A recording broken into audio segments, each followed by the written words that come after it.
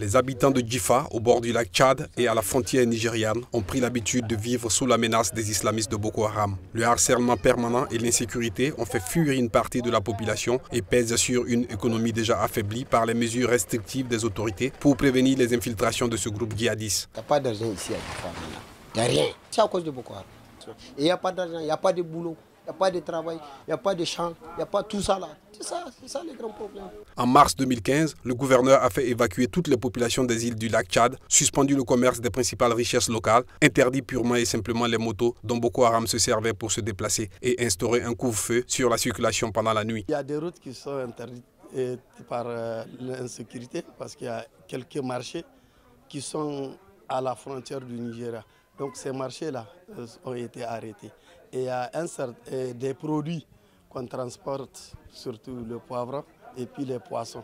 Donc tout ça s'est arrêté à cause de l'insécurité. La plupart des agriculteurs sont aujourd'hui des déplacés internes vivant de l'aide humanitaire. Les acheteurs qui revendent le poivron à Niamey ou Zender ne travaillent plus. Tous espèrent, à défaut d'y croire, que la situation générée par Boko Haram va se résorber rapidement.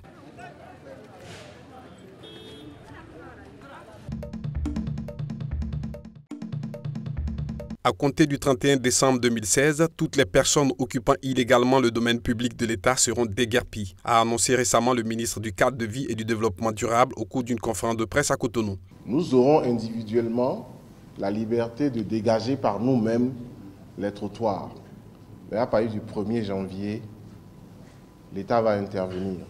Ce n'est pas la première fois qu'une opération de déguerpissement est annoncée en République du Bénin. Le président Yayi Boni avait, il y a quelques années, tenté de dégager les seuls vendeurs de carburant aux abords des routes avant de faire marche arrière devant la pression populaire. Alors, Talon réussira-t-il là où Yayi a échoué? La réponse de son ministre est sans équivoque. Je voudrais vous rassurer que la volonté de l'État sera entière jusqu'au bout. Outre l'amélioration du cadre de vie, l'opération de déguerpissement vise à terme la formalisation de certaines activités économiques dans un pays où le secteur informel occupe une grande partie de la population.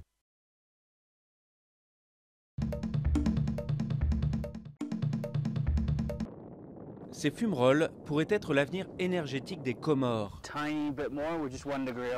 À 2300 mètres d'altitude, ces chercheurs veulent exploiter le potentiel géothermique du volcan Kartala.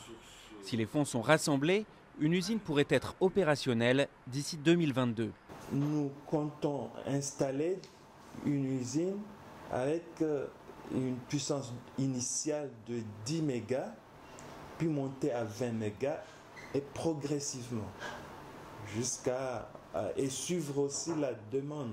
Cet archipel de l'océan Indien fait face à une crise énergétique énorme. Les coupures d'électricité durent de nombreuses heures dans la capitale. Faute de groupe électrogène suffisant, cet hôpital doit se passer de climatisation dans le service chirurgie et couper complètement le courant de certains services non essentiels. Les petits commerces, comme cette boulangerie, ont du mal à survivre. Il est impossible de passer une journée sans qu'on perde des pains à cause des coupures d'électricité.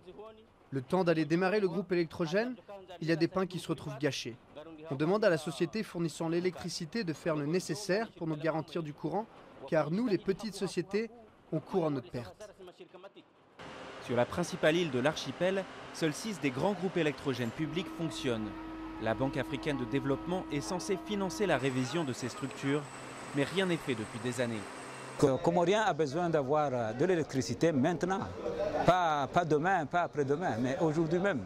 Dans l'avenir, à court et moyen terme, il faudra envisager une production qui sera bien sûr garantie en totalité, mais pour l'instant et progressivement, il faut améliorer la production et le réseau. Les Comores tablent aussi sur les explorations d'hydrocarbures offshore et une centrale au fioul très polluante devrait être opérationnelle d'ici 2018. En attendant, l'économie du pays reste paralysée et plus d'un jeune sur 2 est au chômage.